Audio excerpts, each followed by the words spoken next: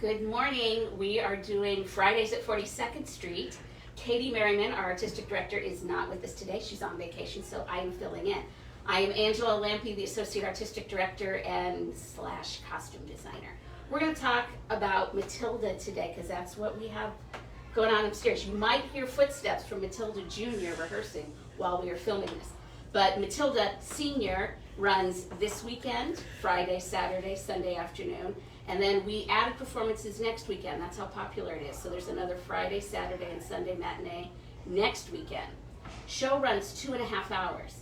It's a great show. But if you have littles that maybe can't sit for that long, we do have Performance Academy, which is performing July 29th and 30th. I believe it's in the afternoon. It is an hour-long performance. So give that a consideration. You might want to consider going to that.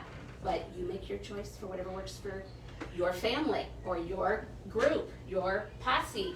So let's talk about some of the costumes that you will see in Matilda. We have, I think, 20 kids in this show, and 8 of them are what we call little. We have little kids and big kids. And so we have like some 10, 12, 13-year-olds. Some of them are pros and have done things before. Some of them, this is brand new. So they have to learn to keep track of their costumes and to hang them up and how to do laundry. I don't know if Leanne wants to show that huge laundry cart right out the dressing room door, but it's stacked full of laundry. We do that every day.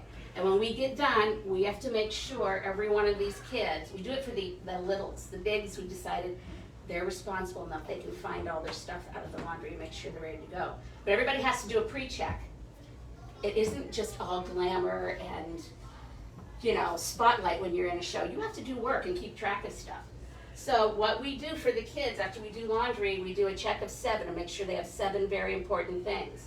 Their purple socks, their t-shirt, their gym shorts, their dress shirt, their jumper or their shorts, you wear one or the other, your blazer with the crunch emblem on it, and their necktie, which is pre-tied so it can go on and off really quickly because they have to change into their gym costume and then back into their uniform. So that's 1, 2, 3, 4, 5, 6, 7.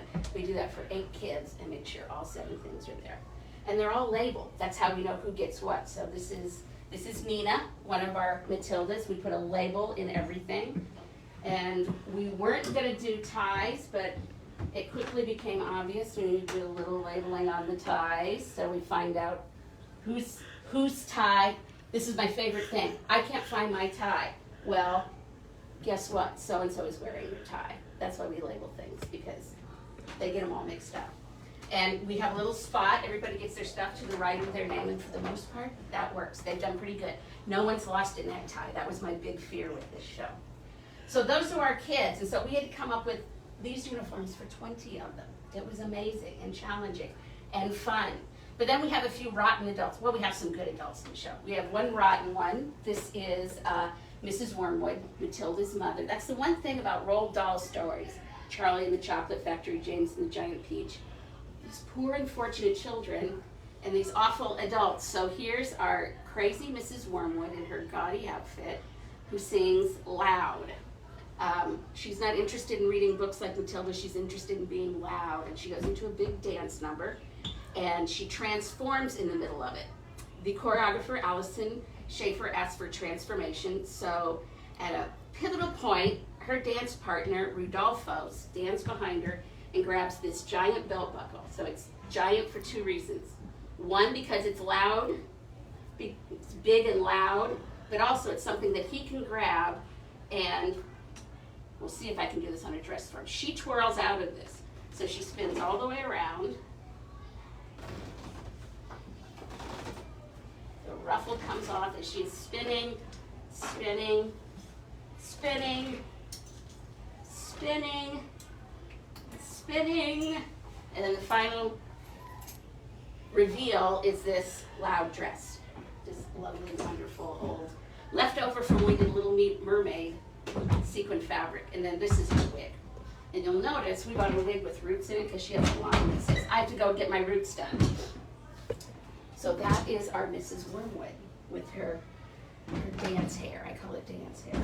This right here is Mrs. Phelps, one of our good characters. She's the librarian that Matilda tells all of her stories to. This is played by Natalie Lawrence, and this is played by Lindsay Darling. And the idea is to create a contrast between them and give a real strong difference between these two women that are really important women in Matilda's life. So we have this blonde with roots, and then we have this fun, kooky redhead and the glasses. And the director, David Van Cleve, said, I wanted to feel like Mrs. Frizzle in The Magic School Bus, which he grew up with and loved. I don't know if anyone watches those anymore, but so that's the dress or the wig we created for her. This is the dress we created for her, which is Lindsay's favorite and our marketing director, Leanne Bakros' favorite. So we found fabric with books on it, and we made her a dress. So, really, really obvious librarian dress, but we all love it. So, and it really works with the whole books, not looks line that we hear throughout the show. So, looks, books. Okay, so that's, I think we're out of time. Are we, Leanne? I think we've covered everything. We got lots going on at the Playhouse between Matilda, classes, Penguin Project, auditions for Guys and Dolls, which we're going to announce who got cast in that very soon. So it's a very busy place at the Playhouse, so come visit us. We'd love to have you.